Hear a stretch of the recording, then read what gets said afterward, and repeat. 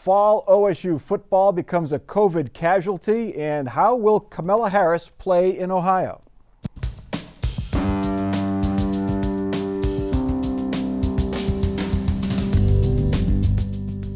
Joining us on Columbus on the Record this week, Sam Gresham of Common Cause Ohio, Shannon Jones, former state legislator, and Darrell Rowland, public affairs editor for the Columbus Dispatch. The COVID-19 pandemic has claimed another huge part of life in Central Ohio.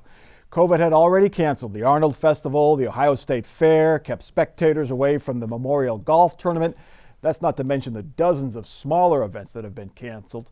So perhaps it was only a matter of time before the coronavirus would claim the OSU football season. With cases of coronavirus still spreading freely across the Midwest, the Big Ten Conference called off fall football. OSU officials reluctantly accepted the decision. Happened a little earlier than we would have liked, but the medical experts who provide us great advice helped us understand that we needed to do what we needed to do today. Many OSU players wanted to play. Head coach Ryan Day wanted to play, but they won't, at least not until spring when there is a chance for a postponed Big Ten football season. Darrell Rowland, there's been a lot of cancellations over the past 4 or 5 months. Seems like 9 months, 4 or 5 months. But this one, again, sort of fired people up again. Do we really need to cancel it? Is this a necessary? Is this, again, a hoax? I guess it must be real for canceling Ohio State football. I mean, I remember within the first couple of weeks of this virus hitting and things started being canceled, there was, you just go down the calendar, things that could be canceled, and things seem so far away. And then, the Columbus Arts Festival, Red, White, and Boom, the State Fair, and, as you say, many other things too. But Ohio State football, that was always that big black mark on the calendar that surely the virus will be gone by then. We'll have a cure. We'll have the curve will be flattened. Something. What can stop Ohio State football aside from Clemson? Yeah. Yeah. At least they played. Yeah. It did. I mean, why does it have to be this year, Mike, when we have a really good chance? I'm Ohio State alum. Yeah. A really good chance at a national championship, Heisman Trophy, and all those things. Everyone was so excited for this season. Yeah. Shannon Jones, was it the right choice to cancel it? I mean, look, there's nothing has changed around the health and safety concerns since this whole episode began, where all these other cancellations happened. And so, there are no good choices. But it seems to me that if, in the absence of really good testing structure or contact tracing, those are two things that are essential for anything that's contact or congregate in nature. I don't think that they had a choice. Yeah. Sam Gresham, you look at how the other sports are doing it. You look at the NHL and the NBA, and they're playing in a bubble. I mean, they basically go from the hotel to the arena. The NBA's in Disney World. The NHL's in 2 cities in Canada. You can't ask college students to do that. They're student athletes. They're not getting paid. They're going to go to campus. They got to go to class, right, Sam? It's a different beast. It's a different animal altogether. I happen to have played college football and high school football. The base of the game is contact. The base of the game is you spit on people. The base of the game is you have sweat all over people. You can't do that. But now some of the political issues that have surfaced as a result of college football, coaches are not always telling players and families the truth about the danger associated. There was a lot of muck about Florida State University. Players who were asking questions and they wasn't getting the answers that they thought. Now, the people I feel sorry for are the people who have businesses associated with the game, like High Street and the Columbus, Short North, and all of that, because they're going to lose money. Yeah. And in smaller towns like Ann Arbor, East Lansing, it's worse. Yeah. Because there's nothing else in town. State College, I feel Pennsylvania. sorry for that. Yeah.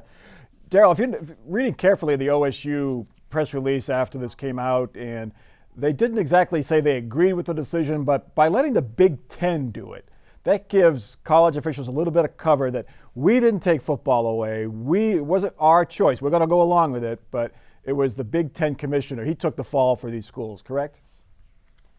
Yeah, and a brand new Big Ten commissioner, coupled with a brand new Ohio State president is an interesting juxtaposition. And remember also, technically speaking, this season is not postponed but merely canceled.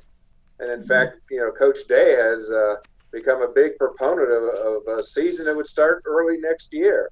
And you could still, he proposes you would play with this year's players, but also those early enrollees that you would get coming in for basically what would have been their second semester of high school would be allowed to enroll and play.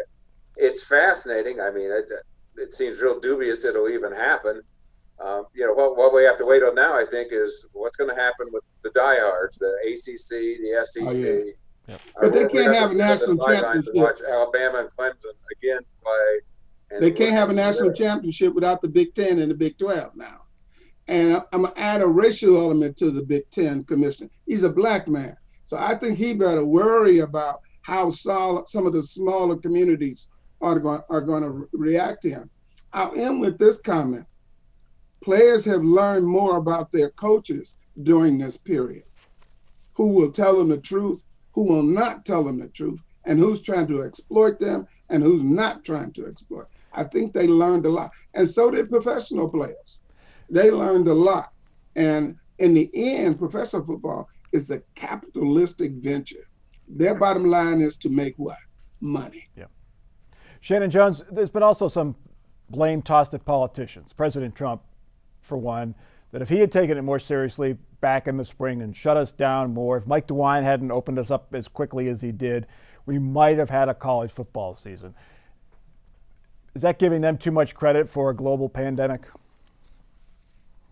Well, I think there's no question that the inaction at the federal level to have a national strategy to deal with this, both to avoid it from spreading at the beginning, and then once it did, not really having a national testing strategy and contact tracing strategy, is where we're bearing the brunt of it.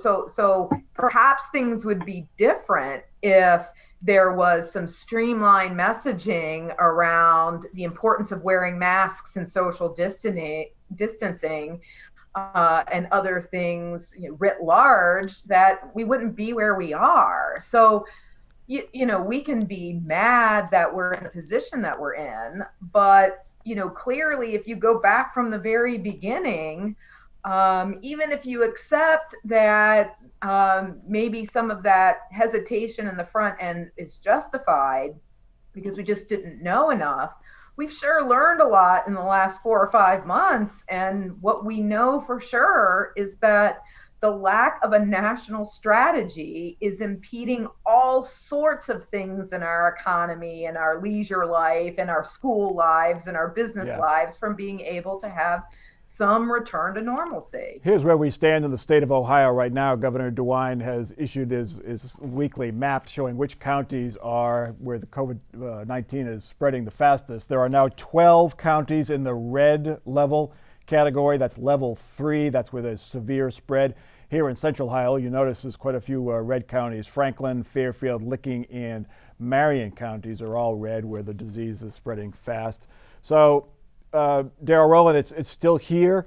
We're now averaging roughly about 1,000 new cases a day, give or take. It's down from 1,500, which was the case a couple of weeks ago, but it's still very much with us. We're not on the real downside yet. That's right. And of course, the CDC yardsticks, the yardsticks of the experts is that, if you want to return to anything close to resembling normalcy, whether it's going back to school or playing sports, any sort of usual daily activities, you've got to have that downward trend and low levels for a certain amount of time, or else you're just asking for it. It's going to peak again. And to what Jones says, they say 90 days of shut-in and mask is very important, and that could help us. But also, let me add this to what Darrell said. My concern about the data is that they still have not disaggregated the data. I can't see who's black, brown, who's being affected, who's dying, in what proportion. I can't see that in that dashboard. I've written to them several times and saying it has no meaning to me. It is aggregated data that gives me a big picture. The second part is I have not heard of any programs that they put together to target the most disproportionate group affected by that, African Americans. What programs do we have? What testing are we doing with them? How are we educating them? What are we marketing to them? I see nothing across the state, and I'm in the neighborhood all the time. So I'm really disappointed in that. I'm disappointed in city council. I'm disappointed in the mayor. I'm disappointed in the governor. Black people are dying disproportionately, and nothing's being done. Shannon Jones, you're down in the Southwest Ohio area. What's the situation down there? We have a good idea what's happening here in Central Ohio, but what's the situation in Southwest Ohio as we get close to Cincinnati? Yeah, so we know that in Hamilton County, in the Cincinnati area, and in the Dayton, Montgomery County area, there has been quite a bit of community spread. Now that is starting to level off. Local communities really stepped up to the plate and heeded the warnings from the governor to wear masks and socially distance. And so we're starting to see the positive impacts of that. But it just doesn't take that long for people to let their guard down, it seems, and to return to the old behaviors. We all want to. I totally understand it. I'm as frustrated too about being, confined to my house and not being able to travel and those sorts of things. But this is where the rubber hits the road. And so Southwest Ohio needs to be just as vigilant now, even though the numbers are starting to steady. Yeah. All right, let's move on to the next topic. Democrats have a national ticket. Joe Biden this week picked Kamala Harris as his vice presidential running mate. Harris, a senator from California, becomes the first black woman on a major party's ticket. Harris was one of Biden's competitors early on, you'll recall, going after him hard for his stance on desegregation and busing. Now, all is forgiven. Kamala, as you all know, is smart. She's tough. She's experienced. She's a proven fighter for the backbone of this country, the middle class, for all those who are struggling to get into the middle class. Kamala knows how to govern. She knows how to make the hard calls. She's ready to do this job on day one. And we're both ready to get to work rebuilding this nation. We don't have to accept the failed government of Donald Trump and Mike Pence. In just 83 days, we have a chance to choose a better future for our country. Sam Gresham, what do you think? A historic pick? First African-American, first black woman named to a national ticket. What do you think of her? I think it's the smartest pick that any president has made in the last 100 years. Mike, if you remember correctly, I said on this program that he needed to get a female vice president. And she is very, very tough. People talk about her as being knocking people's heads, putting people in jail, but you really don't know her record. She's against mass incarceration. She wants to legalize marijuana. She wants to do sentencing reform. She wants to end programming that helps want to implement. She created something I never heard of. It is called the Bureau of Child and Family Justice. She promoted rehabilitation and integration. She created the Division of Recidivism Reduction and Reentry. And now I'm gonna tell you the other part. She's tough. She won her first election with 56 point. Then she won her next election. I've never seen anything like this, by 98.5%. Her first AG election, because there were 14 people on the ballot, she won by 46%. In California, she won her next AG election by 57 points, and her final one was 61. Now, I want you to know, this is the largest state in the city. And if you're talking about having to be tough to move from them levels all the way up to the Senate in California, she is no knock over. You can't, and she's brilliant. She's articulate. One other fact I'll give you, she's an AKA. So that, and for people who don't know that, that's a black sorority. She is bedrock. She went to Howard University. She went to University of California, Berkeley. Every place she's gone, she's been there. Now, one more thing I'll say. Okay. She was the starting prosecutor in the dredges of San Francisco. Yeah. Sam pointed out her positions now because some of the criticism of her as a prosecutor is she was charging the parents of repeated truants, students who weren't showing up to school, which affected mainly folks of color. Also, was kind of lukewarm on police reforms when she was a prosecutor, and that has brought some criticism as well. Darrell Rowland, that has energized Democrats, I think. I think no question. The first time I saw Senator Harris in person, Sherrod Brown actually had her in Ohio when he was running for re-election almost exactly 2 years ago, a couple months shy. And she electrified the crowd. Obviously, it's a partisan Democratic crowd, but she was just mobbed afterwards, almost literally. And, of course, the selfies were out, signing of whatever. I had to be standing next to her husband, and I said, I says, does this happen often? He says, always, every place she goes. So, and of course, I had self-interest. I was supposed to interview her after her speech. I had to wait till all the fans got their first crack at her to talk to her. But she was very impressive, Going into the campaign then, it just seemed like organizationally is what really, cut her legs out from under her in seeking the nomination. But now that she's with the Biden organization, seemingly that weakness would be irrelevant, and she can just do her magic, talking to the camera, being very empathetic with people. And the debate with Mike Pence is going to be really interesting. Yeah. Shannon Jones, two questions, I guess, two-part question. Is there a date? You never want the vice presidential candidate to overshadow the presidential candidate, and there's a chance that could happen because of her personality and Joe Biden's personality. But Shannon Jones, what are Republicans' thoughts about her?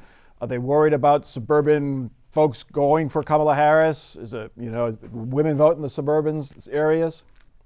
Well, I think they should be worried about her. Whether or not they are is an entirely different question, because seemingly the Republicans have been really slow to recognize, I think, the erosion they have among women who live in the suburbs. And I think this pick has an opportunity to really capitalize on what's already been a trend that's been accelerated over the last 4 or 5 months.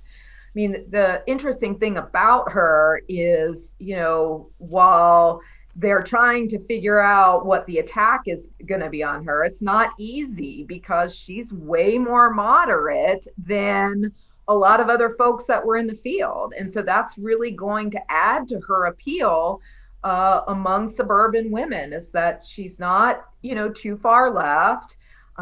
She's not too far right. She might be, in the words of Little Red Robin Hood, she might be just, it might be just right. Yeah. Sam, but progressives, they wanted Elizabeth Warren. They wanted, somebody on the farther left than Kamala Harris. Do they vote for Joe Biden now? Do they sit it out?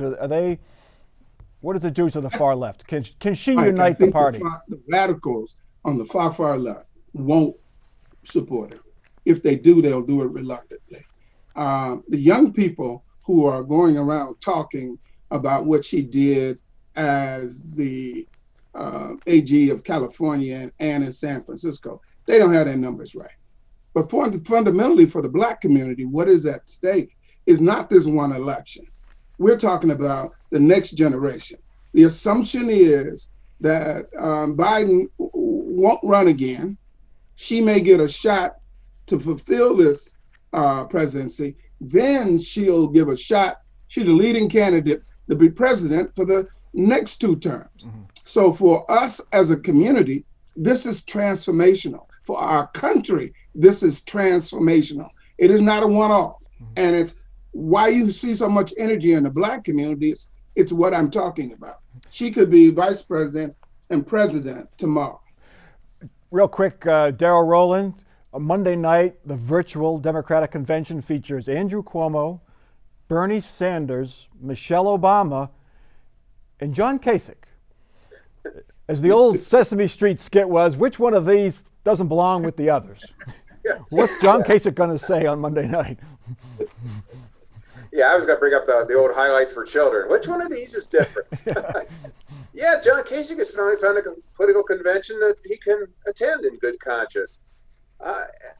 Who would have thought? I mean, this year of all the goofy things to happen in this year, this is just one of many, but certainly for us in Ohio, seeing John Kasich's political career up close, in some ways it's not a shock or anything, but still just the specter of a Republican governor who obviously differs from former Vice President Biden on many, many policy issues, but just the fact that he is so anti-Trump, and from his standpoint, he wants the country united. He wants this divisiveness that he views Trump as driving.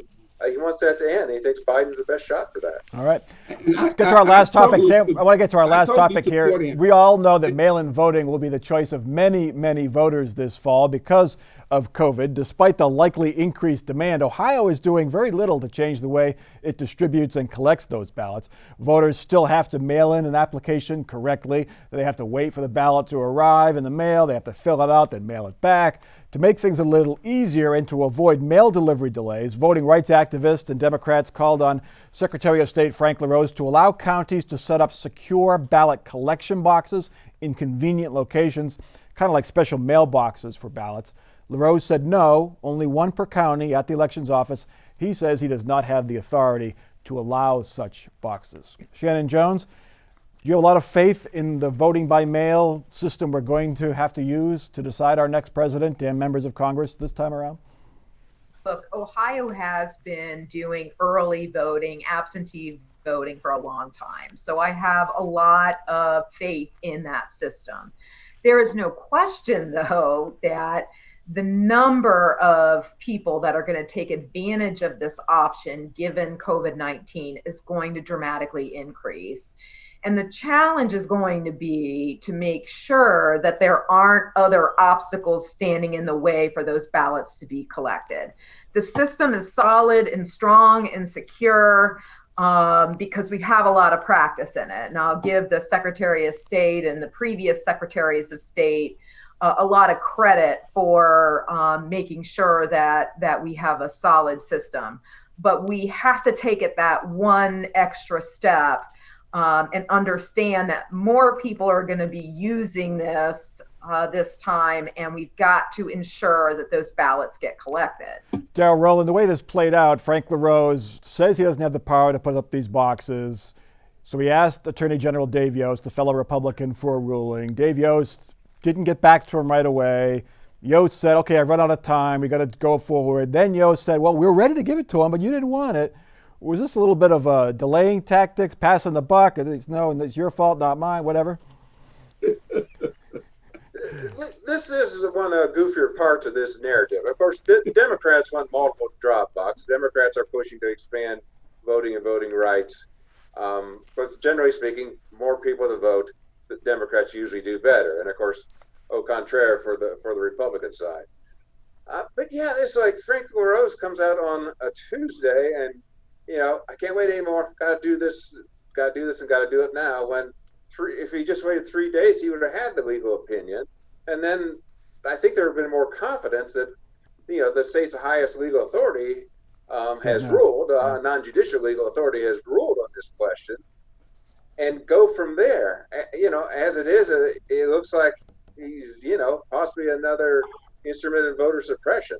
Another thing, a couple hours before, we're taping this show, the United States Postal Service, word has come out that's warned 46 states, I'm presuming Ohio's one of them, that some mail ballots just ain't going to arrive on time because of the mail delivery problems. Now, we knew that for the primary. We've known that for previous elections because in theory you can mail a ballot by noon Saturday or, get it out by noon Saturday and it's supposed to get to the Board of Elections by Tuesday. We got to get to our off-the-record comments, guys. We'll get to our final parting shots. And Shannon Jones, you're up first. Well, final parting shot. it would be following up on Daryl's comments. I believe that the U.S. Postal Service issue is going to be resolved when you have one of the most partisan Republicans in Congressman Kevin McCarthy saying that the Postal Service needs to be funded and this issue needs to be remedied. It's going to get remedied. All right. Sam Gresham. I think the president's group and his people, I don't understand their strategy. Colbert, Post Office, they are doomed to lose because of their strategies. And Darrell Rowland. 2 weeks ago on the show, I forecast a major newspaper to have a story questioning some credibility of a major figure. We published a story that said the state Medicaid director had been false dealing with the public in terms of what was and was not available. The DeWine administration is standing behind her. Please stand behind our story. All right. And new development in the battle to repeal HB 6, the nuclear bailout. A new coalition is formed, and it's got some oomph behind it. Some of the members of this coalition, Americans for Prosperity, the anti-tax group, also the Ohio Oil and Natural Gas Association, some environmental groups, the American Wind Energy Association. So efforts to repeal HB 6 are looking strong right now as far as the number of folks and the money behind them in this group. That's it for this week. Check us out online, Facebook and Twitter, and our website, WOSU.org. For our crew, for our panel, I'm Mike Thompson. Have a good week.